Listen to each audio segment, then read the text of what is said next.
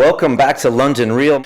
What we are is, I suppose, a non-political sustainability movement. What do we do about this system that seems to have inbuilt corruption, seems to be very much unfocused on the idea of supporting humanity, seems to divide human beings, seems to retard progress, seems to be based at its very core on outdated myths that really have a lot of damage when we come to trying to discover new ways of doing stuff or developing ourselves.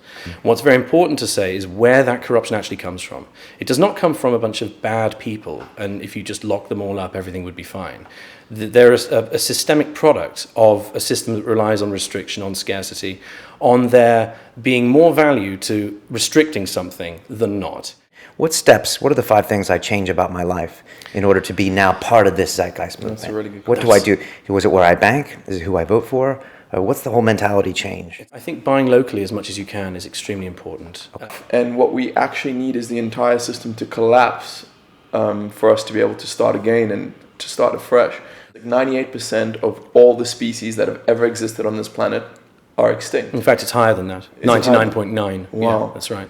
Nick, when you buy your iPhone, when you choose to buy an iPhone, do you not take responsibility for the fact that they're employing people in China to a certain extent? Let me present you with something that might change your view about how capitalism produces things like iPads. I doubt it, but I'll listen. That's fine. But if we were the Soviet Union, I don't think an iPad would have been created because there would have been no profit, and Steve Jobs would have not wanted to do that. Yeah, maybe I'm wrong, actually.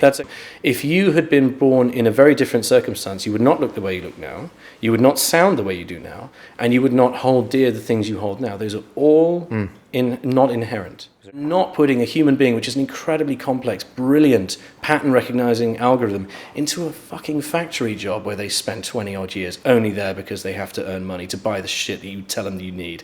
This is really about as much as you can do it. Yeah, and that's very Tyler Durden. Were you recording? Yeah. I hope you were. Yeah.